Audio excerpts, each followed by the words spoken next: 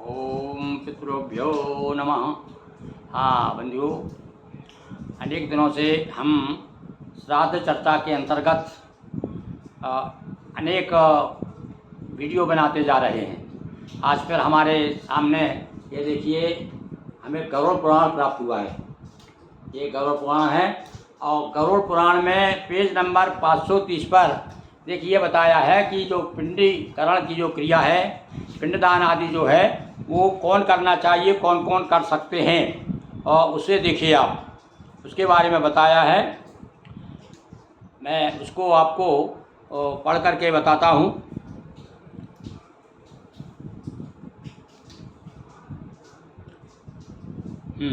देखिए, पिता का सपिंडीकरण सदैव पुत्र करे, यानी पहला अधिकार तो पुत्र का है। यदि पुत्र नहीं है तो स्वयं उसकी पत्नी उस क्रिया का निर्वाह करे।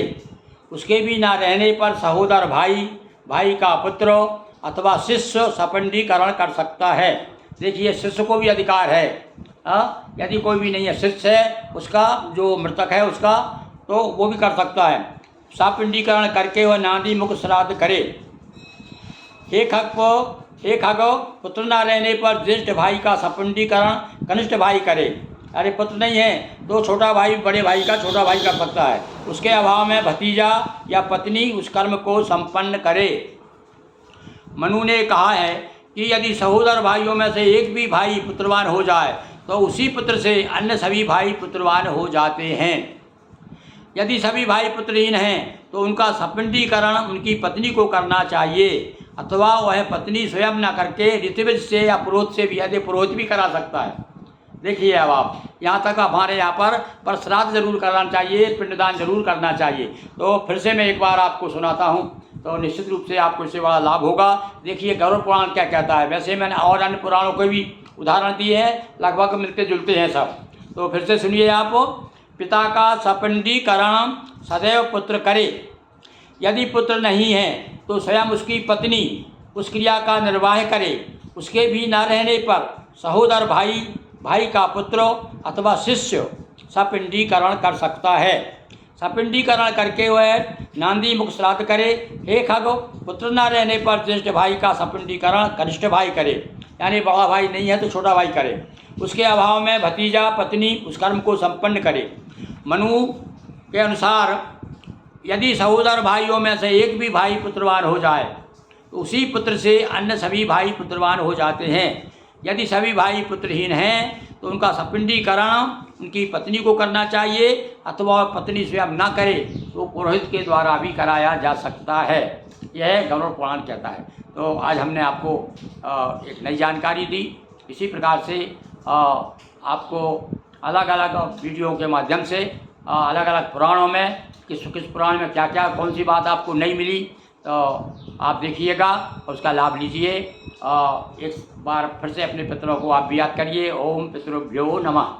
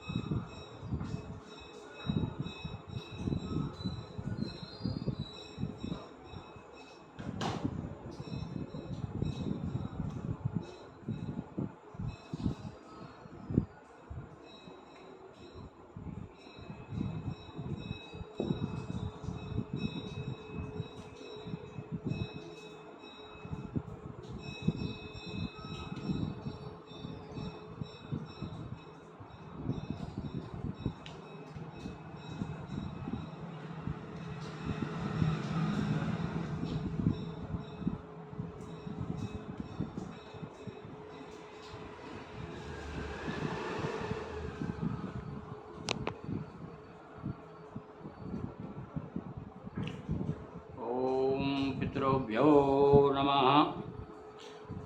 बंधुओं, हमारे पास एक प्रश्न आया है कि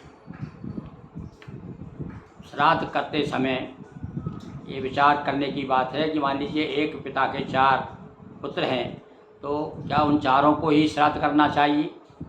इस पर हमारा गरुड़ पुराण क्या कहता है, देखिए बताते हैं।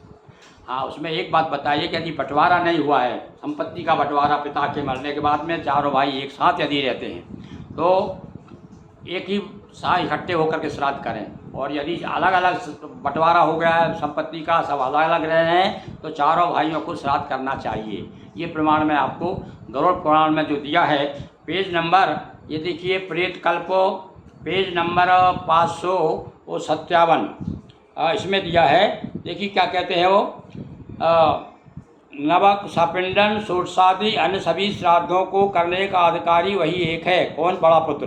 पर धन का बंटवारा ना होने पर भी एक ही पुत्र को पिता के समस्त कृत्य करना चाहिए। मुनियों ने भी इस बात को कहा है कि पिता की अंत्येष्टि एक ही पुत्र करता है। यदि पुत्रों में परस्पर बंटवारा हो गया है तो उन सभी पुत्रों को पृथक पृथक संवत्सराधिक क्रिया करनी चाहिए। स्वयं प्रत्येक पुत्र को अपने पिता का श्राद्ध करना चाहिए। सुनिए फिर से, ये बहुत से लोगों ने मेरे मुझसे प्रश्न किया कि पंडित जी बताइए कि हम 3 भाई हैं और 2 भाई गांव पर है और मैं अकेला हूँ, तो मुझे भी करना चाहिए कि नहीं करना चाहिए? तो यहाँ बताया उसको, स्वयं प्रत्येक पुत्र को अपने पिता का श्राद्ध करना चाहिए। जिनके निमित्त ये षोडश प्रेत संपन्न नहीं किए जाते, उनका अन्य सैकड़ों श्राद्ध करने पर भी पिशाच स्थिर रहता है। तो इस प्रकार से बहुत सी नई नई जानकारी हम आपको देते रहेंगे। तो आज आपको पता चल गया कि भाई यदि पिता के 1 से अधिक पुत्र हैं तो उन्हें श्राद्ध करना चाहिए कि नहीं करना चाहिए। तो ये जानकारी आपको हमने, ये देखिए गरुड़ पुराण रखा है, इसका हमने आपको पृष्ठ क्रमांक 557 से ये जानकारी दी है। और निश्चित रूप से आप लाभान्वित होंगे। और यदि आपको हमारी बातें अच्छी लग रही है तो आप इसे सब्सक्राइब कीजिए, ताकि हमारे नए नए आपको सूचनाएं मिलती रहे, नए नए वीडियो मिलते रहें। और ज़्यादा से ज़्यादा आप अपने मित्रों को भी, अपने रिश्तेदारों को और इसको शेयर करिए, आगे आगे बढ़ाइए, ताकि लोग ज़्यादा से ज़्यादा लाभ ले सकें। बहुत बहुत धन्यवाद।